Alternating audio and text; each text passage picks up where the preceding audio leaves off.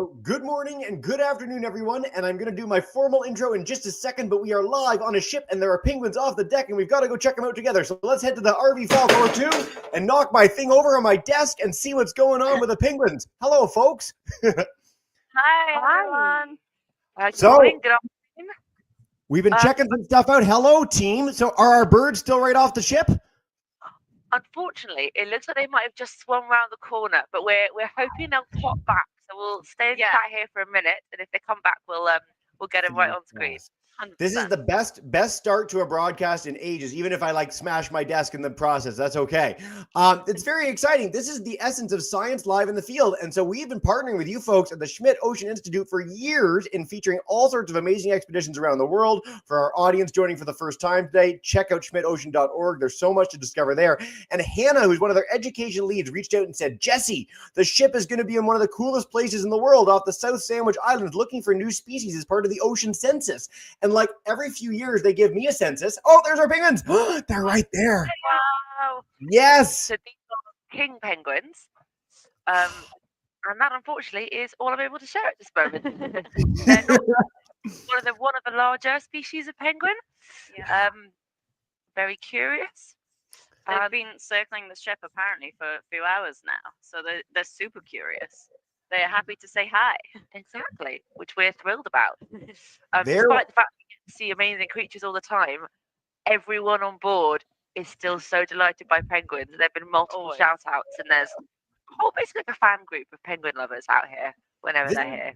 I think, when I was a kid, I thought of scientists as fairly, austere, serious people. And actually what happens when you're on a boat like this is everyone's a giant nerd. And it's like, oh my gosh, there's a penguin. Let's skip lunch and go check him out. And that's one of the true joys of something like this. So I'm going to zip it and leave you, amazing team, to tell us a little bit more about the expedition, what you're up to, all the friends you've seen off the side of the ship, and take us away. Thank you so much for joining. Thank you. Thank you so much, Jessie.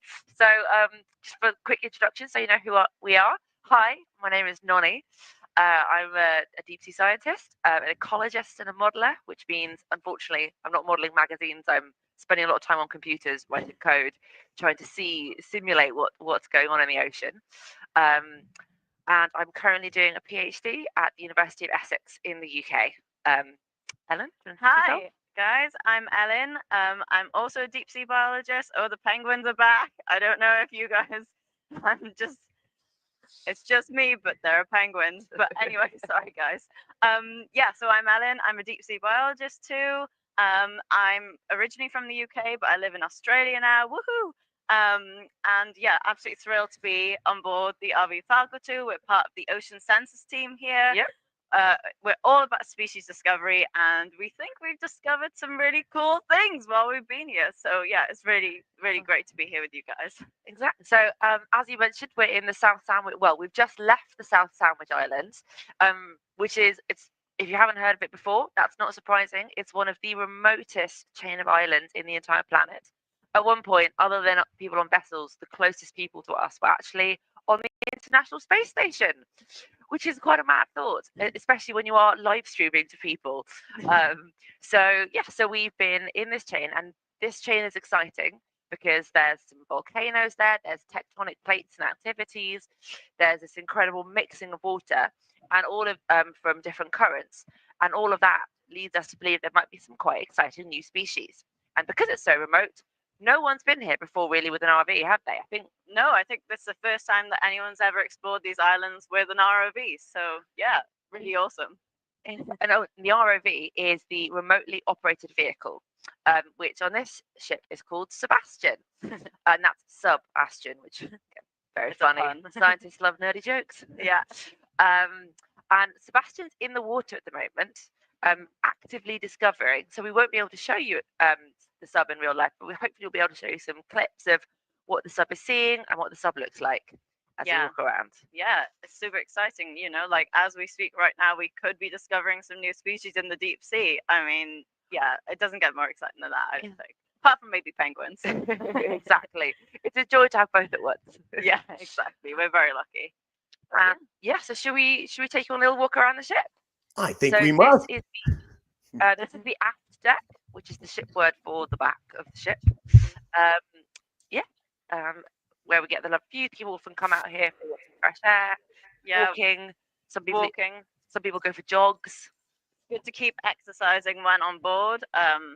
Obviously, you know, a ship is a contained area, so it's really good. We've had the South Sandwich walkers doing laps of the aft deck every day, apart from when it's bad weather. Exactly, and we have had quite a few big waves and big storms, haven't we? We have.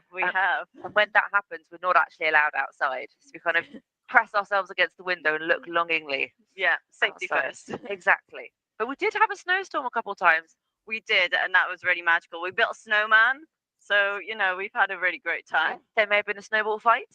You know, May have been. No cameras were damaged. Because the thing is, when you live and work with people, you know, because we're all living and working together, you know, you've got to have fun as well as do a lot of work. It's a really important aspect of what we do. Exactly. So here we are, we're headed kind of into the main body of the ship now. You'll see these big containers everywhere. This is how we get a lot of our stuff, all of our science equipment, our containers onto the ship. So these get sent from all over the world.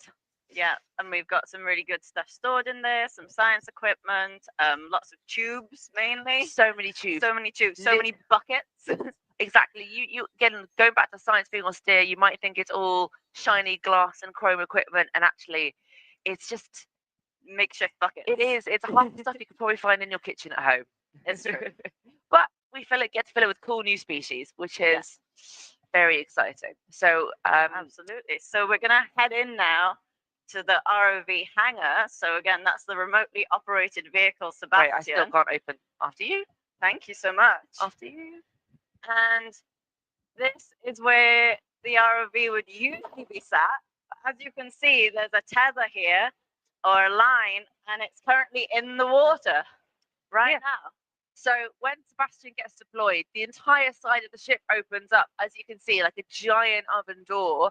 And there's two white prongs there called arms, and they go out and they slowly lower Sebastian down. It's a very, very careful procedure because Sebastian is incredibly heavy. And so when you have a huge weight dangling about on a bit of a string, you've got to be quite careful that you don't accidentally damage it as we go into the seas.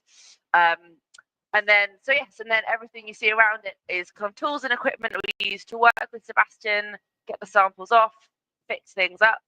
There's an incredible team on board who kind of fix things live and take care of everything. Yeah, they're absolutely amazing. And these guys are also the ROV pilots. And hopefully we'll be able to maybe show you some of that. As we head through the ship now. But yeah, it's really exciting. And this is, like Nani said, this is where we get all the samples off. So when ROV Sebastian comes up to the surface, we have a big map of exactly where we put all the different samples that we've taken, and we bring them out, and then it's just go, get those samples processed. Exactly. We'll be out here with our wellies on, our hard hats, our thermals, because no matter what the weather and the temperature, we're out here sloshing about with all this water. So it's very cold water. Very, very cold.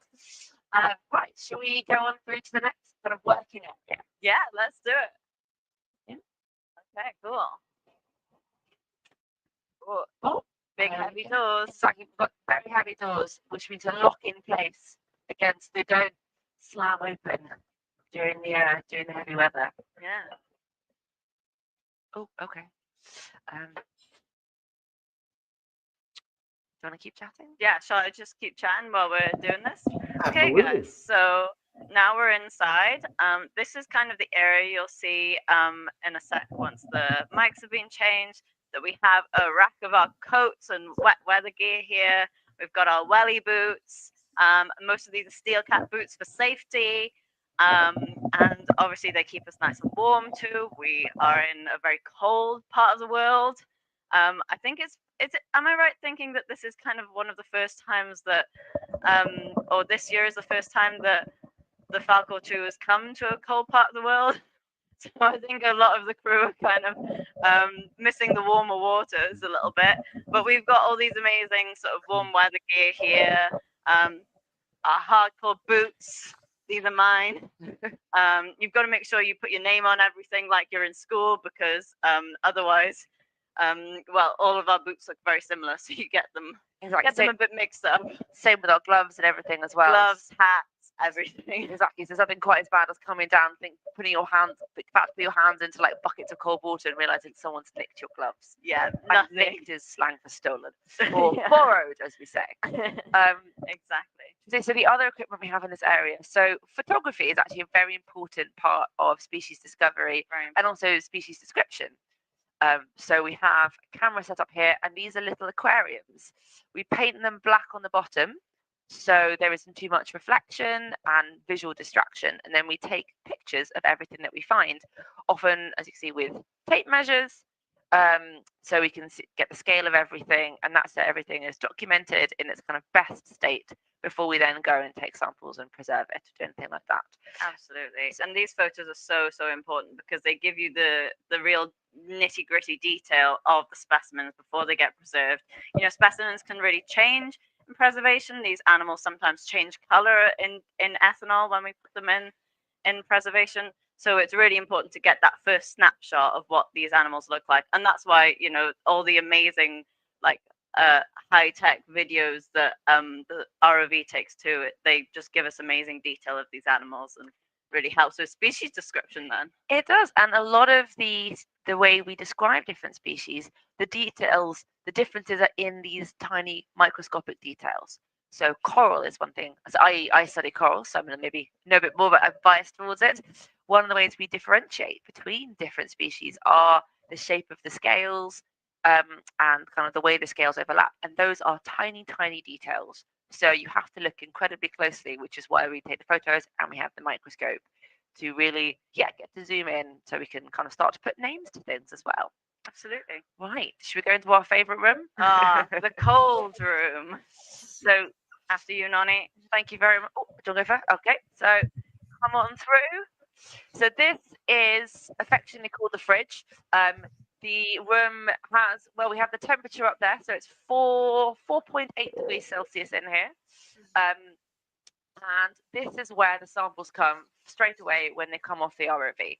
And so by samples, that's all the organisms, the bits and bobs that we've picked up. The things that we've picked up on the dive. And why do we need to keep them cold? Ellen? Oh, it's really important to keep them cold because this keeps them in their freshest state. Obviously, they've come from very cold seawater. This seawater is usually about 0.5 degrees Celsius. Although sometimes it can actually be negative degrees, Yes. negative half a degree, because it's so cold around here, and salt water can go beneath zero without freezing. Sorry. Exactly. So yeah, it's really important to keep these animals at the kind of temperatures that they're used to, keep them as fresh as possible. It's important for the photos that we're taking, and it's also important to keep the DNA as kind of stable as possible so that we can take these molecular samples and hopefully sequence their DNA. And that, again, is hugely important for species discovery. Again, when you have animals that look incredibly similar, it's the DNA. It's looking into their genetic code, which is the kind of the secret code, which kind of they use to build everything in their bodies and describe them as species. So that's a kind of it's been around as a technique. It's been around for a while, but it's a newer technique. It is. And it's very exciting. It is. And I'm not sorry, go on. I was going to say, I'm not sure if you saw in the pan there, but the tubes that we mentioned earlier, we weren't kidding. This is just a tiny subsample of them, and each one of them gets labelled by hand and a little label inside. So we spend genuinely probably days at this point labeling. Exactly. So, and one of those like qualities you might not think is useful for being a scientist, but is tiny handwriting. Tiny handwriting. Yeah. Because if you can't read it, honestly, it causes chaos. Yeah. What do your sevens look like? Do they look like ones or do they look like sevens? Exactly. In fact, we have a handwriting guide showing the forbidden ways of writing the letters. If it's 3 a.m. and you've been trying to put things in tubes for 8 hours, and someone says, "I'll find tube 7," and you're like, "Well, is this tube 911 or 977?" It can cause a headache. It could. Yeah. So there's no doctors allowed on board, like no chicken scratch handwriting permitted on the Falkor 2. No, okay. No. Or at least if you are not on label, you're not on tube labeling duty. We'll find something else for you to do. But absolutely, there's plenty of jobs to go around. So if tube labeling is not your forte, there's something else for you. Exactly, might be the equally glamorous cutting out of tiny labels. Exactly. Ooh. Exactly. I know. Typing things that we do, we write a lot of things by hand, and then we type them up. Because we're working in these cold, wet environments, we need to keep replicates of all the data we collect. So we write it, we type it, we photocopy it. Yeah, Everything you can do, we do. definitely. Very cool. Shall we head out of this absolutely freezing cold room? Exactly. Oh, shall I get the next door? While So you now- two are, I was just going to say, while you two are walking too, we got some incredible footage being featured of the dive right now with a little shrimpy guy, Oh, a glass amazing. sponge, and some really, really special stuff. Wow. Yeah, well, that's just a snippet of some of the amazing things that we've seen. We've been so lucky on this trip. It's Nonny's first time at sea. It's my first time on a vessel with an ROV. Like, it's absolutely blown our minds. I've cried several times. I mean, like the first time it went down, I genuinely had a little weep, just because it was so beautiful. So beautiful. It And is. I think going back to what you said about maybe science being a little, well, thinking that science might be austere.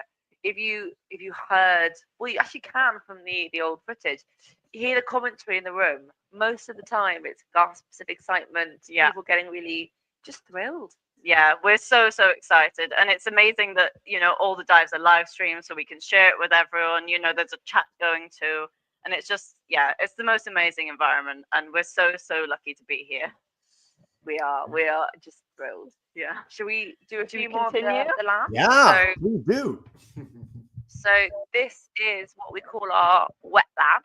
So this is, I guess, the final destination for samples. So when they've been through the cold room, they come in here for their final resting place. So we have our big vats of ethanol here, and so we use ethanol to preserve the specimens, so to kind of keep them in as good a condition as possible. Absolutely. And yeah, they end up, depending on how big they are, in little jars like this. Again, more tiny handwriting. So that it looks like there's a little coral in here. You can see a tiny black coral just there. And everything gets preserved in a slightly different way depending on what would make it survive the best. I'm gonna just show you guys one of my favorite things that we've collected. This is a sea cucumber, which is an animal which is closely related to starfishes and urchins. It's one of those long sort of squishy things that you can find at the beach sometimes. And we get these amazing deep sea cucumbers, and I absolutely love them. And this one is really big and purple, and it looks like it has spikes on its back, and that's what we call papillae, and they're really important for species ID again. So hopefully this is a new species. We need to go back and do a workshop and find out. But apparently it's the second largest sea cucumber that's ever been collected by Sebastian. So I was very excited by that one. And when it came up, it was about this big. It was absolutely enormous. Something that you wouldn't is surprisingly difficult is telling scale through Sebastian. So when you see the little grabbing arms coming out, you might have an idea of what's going on. But then when things come up, sometimes things are much bigger or much smaller than we thought they'd be. Yeah. And we've got TV in here. I mean, there's TVs all over the Falkor too, where we can, catch up on the live stream. So clearly they're doing some amazing sampling right now, and this beautiful boulders covered in so much life. Yeah. I've got to say, like, watching this live happen is really, like, it's nerve-wracking. My heart's actually beating a little faster, but it's like, oh, what's it going to grab? What's going to happen? Is it going to be okay? Oh my goodness. Is it going to get up as a good sample? I don't know. I'm really gripped by this, literally. We feel exactly the same way. Exactly the Genuinely, same. it's just everyone's on so being in the ROV room. So we do 12-hour shifts. So we'll do 3 hours on, 3 hours off. So we'll be in there for 3 hours, and it's both brilliant to get to see what's going on. We get to talk to the pilot, kind of request certain samples, but your heart beats really fast. Like it's exhausting in a way. It's like an adrenaline sport. Absolutely, and credit to the pilots. Like they're so talented, and we just say, oh, can you please grab this thing and, you know, sort of make it sound as if it's really easy, but it's really not, you know, and they're so talented, and their training is amazing to be able to move the ROV's arms into the right position and know exactly sort of what the best way of sampling something is. So yeah, it's absolutely incredible. It is. Should we go through and have a look, or should we do the main lab first? Ooh. Okay. Cool. So main lab is essentially kind of our science HQ. So yeah, this is where a lot of people come to do work on their computers. Lots of planning happens in here. We do a little bit of kind of traditional science. So there's like a few fume hoods where we work with slightly more dangerous chemicals, which is why I don't even see we've got this fabulous tape with the skull and crossbones on, again for health and safety, so we know everyone knows very clearly that this is not to be messed around with, so you'll be very, very careful with working with some of these chemicals. Exactly. And that's why they're in these cabinets, you know, and we've all done risk assessments for everything. So that's an important part of being a scientist, actually, is understanding the risks. And yeah, there's paperwork involved. That's a surprising amount of paperwork. And behind you is another thing, again, you might not think scientists are obsessed with, but they are freezers. So a lot of the samples all end up going in freezers. So this one is minus 80 degrees centigrade. I don't know how much that is in Fahrenheit, but no idea. Very, very, very, very cold. Much, much colder than a normal freezer. And everything that goes in there, again, it's to preserve the DNA. So when you've taken, as Ellen mentioned, molecular samples for the DNA analysis, they all go in there to keep them in the best quality possible until we can kind of look at them and get to actually do the work itself. Yeah, so exactly. So yeah. Right, sure. Cool. Yeah. Cool. So making our way through to one of the other labs. Here we go.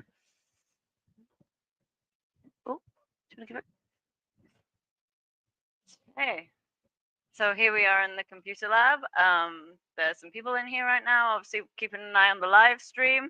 This is Jenny, who's waving, who's the amazing geology lead on board. So we've been learning a lot about geology while we've been on board too, which is super exciting. So that's the studying of the rocks. And I don't know how else to explain geology, especially in front of you guys.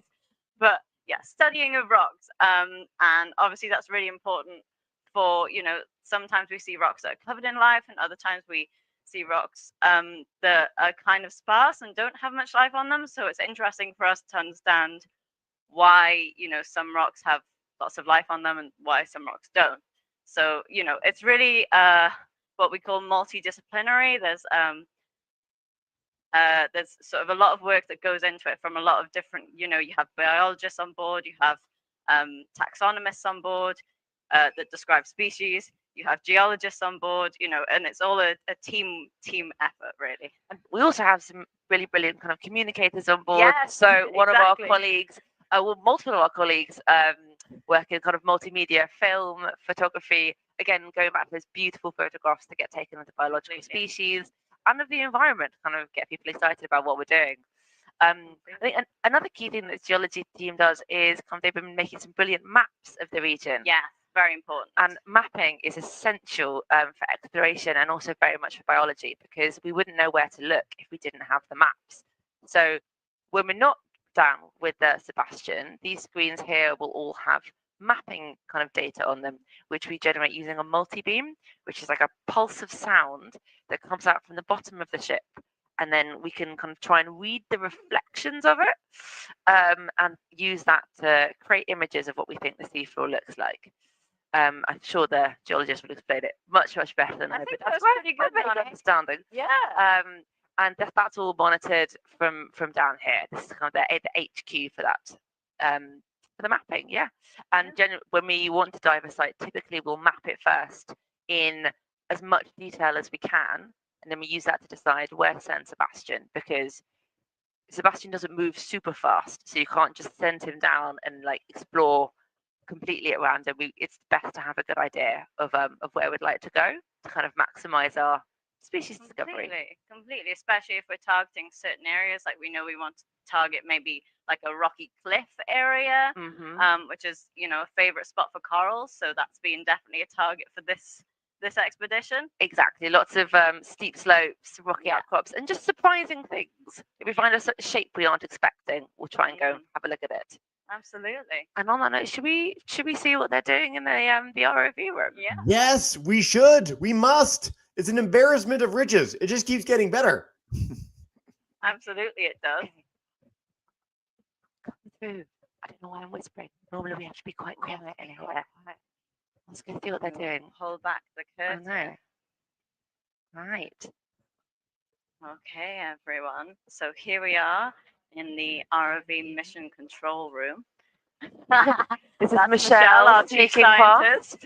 As you can see, this room is 95% screens, and there's all the different information about what Sebastian, the status of where he's going and what he's doing, plus lots of different views. So there's cameras looking up, so we can see above the ROV, cameras looking down. That's to help with the awareness of the environment that the ROV is operating in. And then there's all the wonderful cameras showing what it's possible for us to sample. Yeah, so absolutely. And right in the middle here, in the two seats in the middle, we have our amazing ROV pilots. And so they are absolutely mission critical. And then on the left-hand side, we have Eric currently sitting in the scientist chair. And so he is currently leading the science aspect of the dive and sort of telling the pilots sort of where to head next, what to maybe stop for, what to collect, and is in communication with the rest of the scientists in the room to make sure that the samples go in the right containers, and you know, sort of discussions about whether it's a new species or not, you know. So it's all happening. This is the best place to be on the ship. And as you mentioned before, it's an amazing kind of mixture of extremely high tech, as you can see in front of you, and then all of our many paper notes that we take just to be absolutely certain. So this is one of our fabulous colleagues, Raisa. Can we show them the basket map? So this shows all of the different places on the ROV that we can put our samples. So we have our boxes, we call them coral quivers, which are long tubes. We have bags and scoops and suction samplers, which is essentially like a vacuum that we can use to suck things up. And we very carefully write down everything that we see going into each of these places. And we do this because the depth and the location is very important for then us learning more about those samples. Absolutely. So we don't just want to know that it was in this big area. We want to know exactly where it was from, what was living with it, what was living kind of around it, like the communities together. That's all part of our kind of environmental discovery. Yeah, definitely. And you know, our high-tech descriptions like orange blobby sponge is really important for when we're picking through these samples late at night quite often, and you know, to make sure that we're actually associating the right sample with the right location and depth, like Nani said. As you mentioned before, because we do 12-hour shifts and we're two teams, so we run continuous operations. So it might be one of us, for example, seeing the organism and writing it down, but it might be one of our colleagues that's picking it out and processing it. So we want to make sure that we make life easy for each other and we work together as a team, so they're not left with a bunch of things they aren't sure where they came from and what they are, because things can look very different when they're in beautiful in situ pictures. In situ is in location, and then we bring them up maybe 1,000 meters, maybe 3,000 meters, and they can look very different kind of a day later. So detail is key. Detail is key. Yeah. Yes, let's definitely absolutely. Let's go. This is so Thanks, fantastic. everyone. Bye, everyone. Farewell. Do your amazing work. Oh.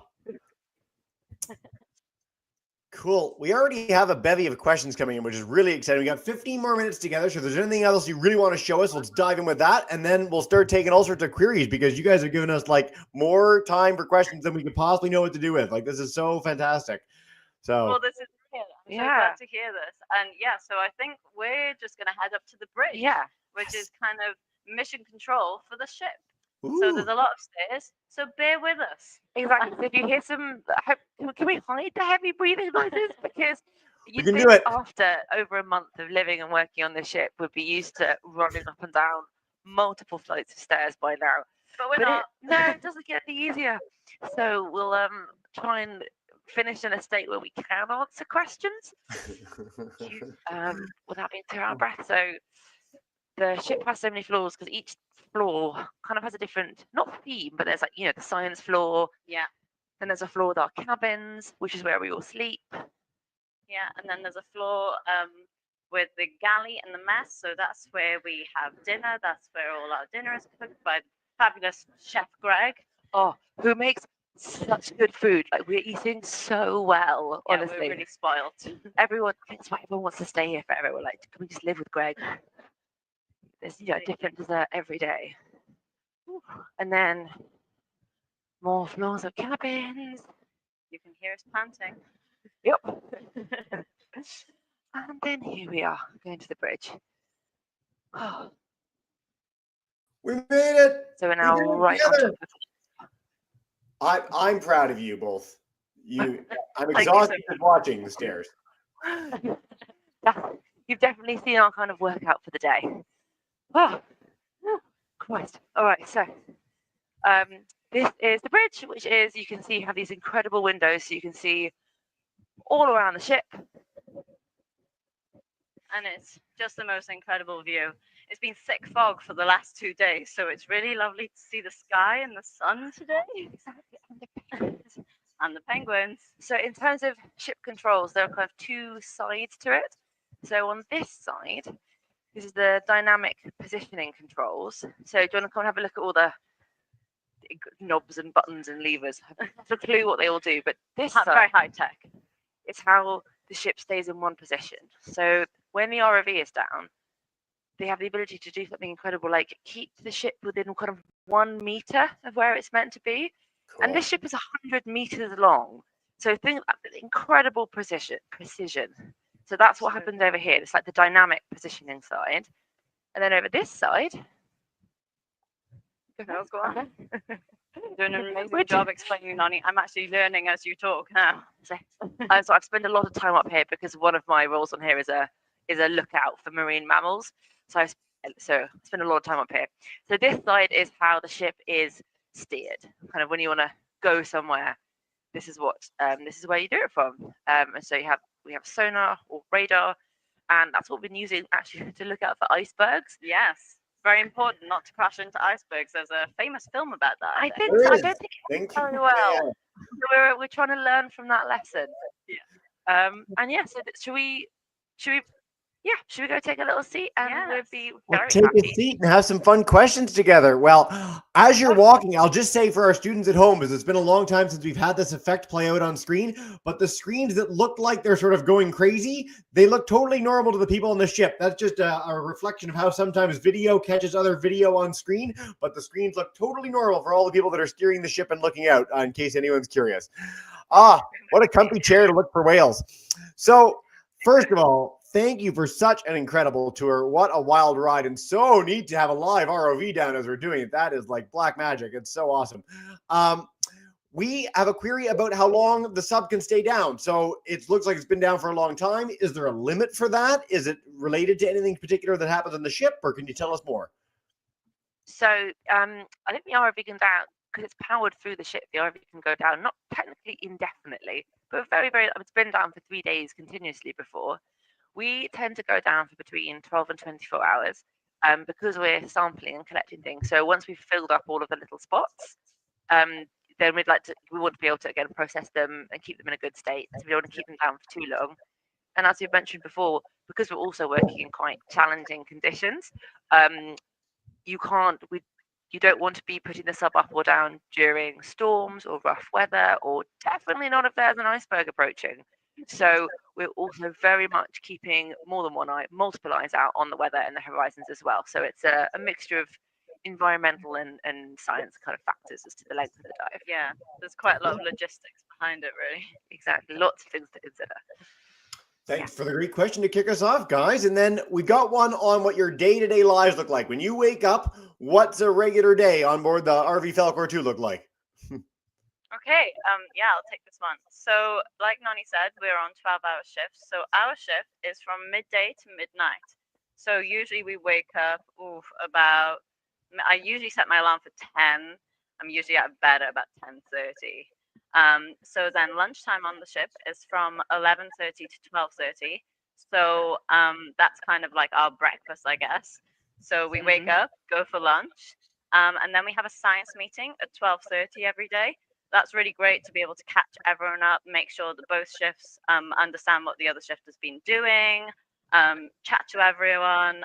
We get information and news from the chief scientist, Michelle Taylor, on board, which is really great. So, like we find out when the next ROV dive is, and then we kind of head into shift work. So, if the ROV is in the water, that means heading into the mission control room where we just were, and taking over, taking notes, maybe sitting in the science lead chair. And then if the ROV isn't in the water, maybe we're doing some planning for the next dive. Maybe sample processing. Yes, always sample processing. So if the ROV has just come up and you're just about to start shift, it's going to be a busy shift, because that means that we have to go through each and every animal that we've collected during the dive. And it's really exciting for us because we get to see everything with our own eyes, kind of feel it too, Yeah, which is we hold them, we pick them up, like we inspect them, right? Absolutely, it's amazing. One of my favorite things of the whole trip has been holding a sea pig in my hands, which is a kind of sea cucumber, which you'll remember is one of my favorite animals. And so that was absolutely amazing. It's like this gelatinous blob, but you're holding it in your hands. So yeah, and then we have dinner time from 5:30 to 6:30. Yeah, which is our lunch, essentially, body time lunch, even though Yeah. it feels like a dinner at that point. Absolutely. And then we have clock off shift at midnight, and then we usually go for some tea, some tea to cool down, which is really nice. And sometimes, if it's not a completely busy shift, we do try and have we play regular card games. We do play a lot of card games. So we have a little break, normally about 8 p.m. When everyone's getting a little bit tired at that point, because you have been working for 8 hours, and you're often on your feet. It can be quite physical, or if you're working in the cold room. Yes, definitely. So we take a little break to kind of have a bit of a laugh, wind down, like build some friendships, so good. or make enemies, depending on how competitive. Yeah, of course. Enemies galore on the ship. No, usually friends, and that's one of the great joys of big science expeditions. But you've made this sound really nice. We've got cards, we've got tea, very British, great meals. We saw a picture of the restaurant. Looks like where I had my honeymoon dinner, so it's pretty swanky on the ship. So a great follow-up question to this is from Alexis, who wants to know, what do students have to study to be you? How do you get to be you? Because this sounds like a pretty cool gig. So tell us more. Wow. I mean, there's so many different things that you could study to get here. Like we were saying earlier, like there's so many different kind of teams on board with different backgrounds. So I have a marine science background. I studied marine biology. But then we have communicators, we have scientists, we have artists. We have an artist in residence who's been making these incredible displays. And then there's also everybody that works on the ship. We've also gone and got different experience, either in communications or working on ships. There's mechanics on board, engineering, technical side of things, the chefs. Yes. Then there's the onboard, the deck crew who keep the ship running. We're doing absolutely invaluable work and I'm keeping it all ticking over. So there are more avenues than you would think. You don't just have to be a sailor or a marine scientist to work on here. There are lots of different routes. Yeah, absolutely. I love when we hear this message, and we hear this from people in space exploration too. Like, if you're a business person, if you're a photographer, if you're a cook, there's a million ways to end up on an amazing expedition like on the RV Falkor 2 for the ocean census. So I can't encourage you enough. If you're a student and you're passionate about this as an idea and you might have different kinds of skills, consider it. There are lots of options out there. So great message, you two. How many species have you found so far? The classic question for our census. Do we know? We have a sense, or do we have to find out when we're back in port at the lab? I mean, so one of our colleagues, so this is, it is, a lot of these species, you can't just visually look at them and be like, this is definitely this. Some groups it's easier. So like, I wouldn't dare speak on the sea pig, but sea stars, for example, there are a lot of very visual clues as to the different species.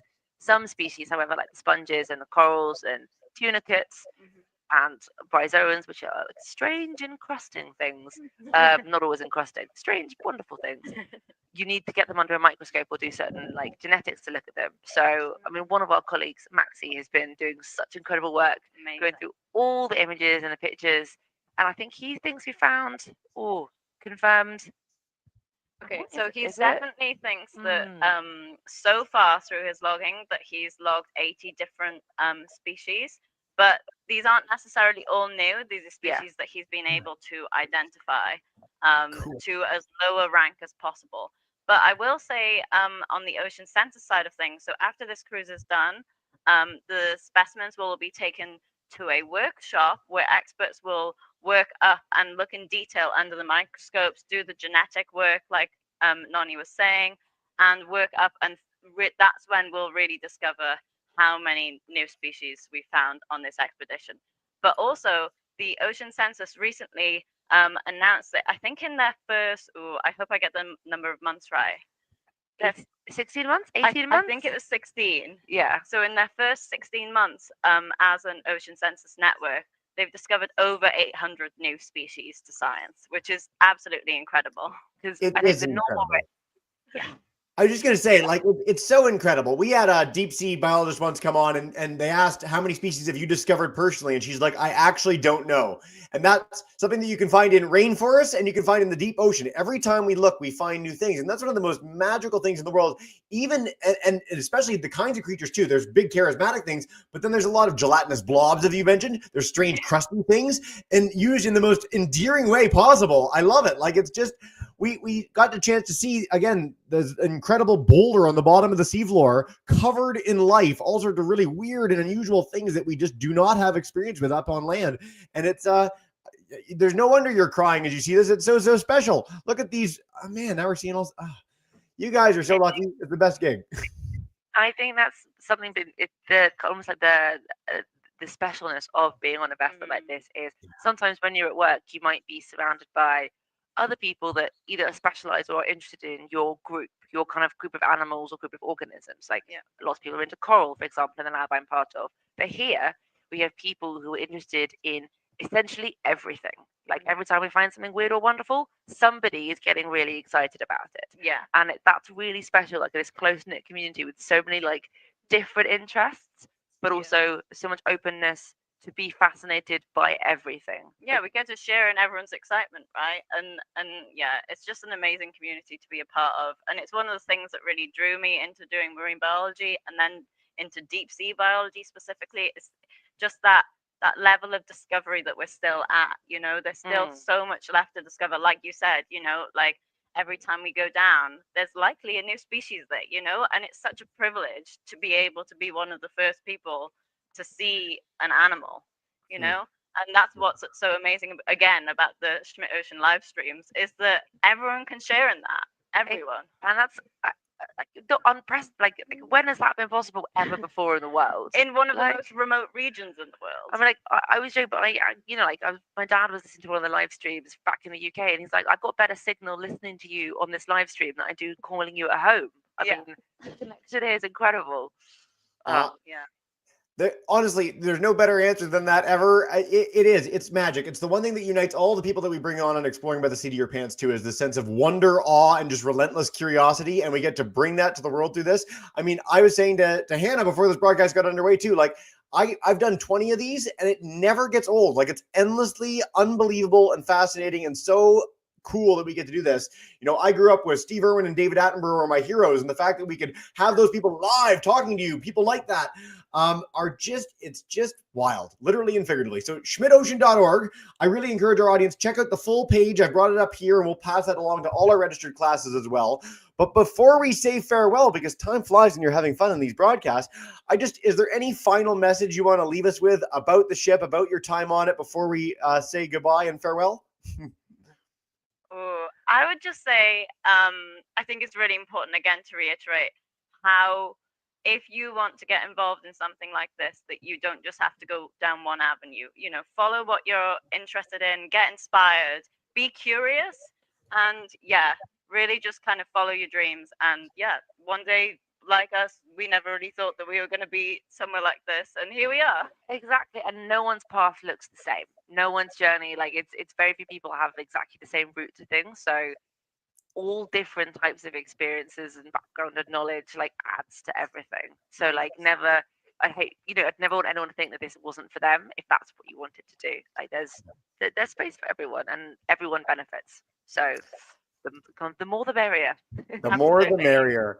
No better message than that. Thank you two for being two of the giddiest scientists we've had on in a very long time. You two rock. And I hope the rest of the expedition is spectacular. We hope to follow along as well. We'll pass along all those resources to classrooms. And for now, I just want to say a huge thank you and farewell to all of you. Have a wonderful day, everyone. Enjoy the rest of your day. And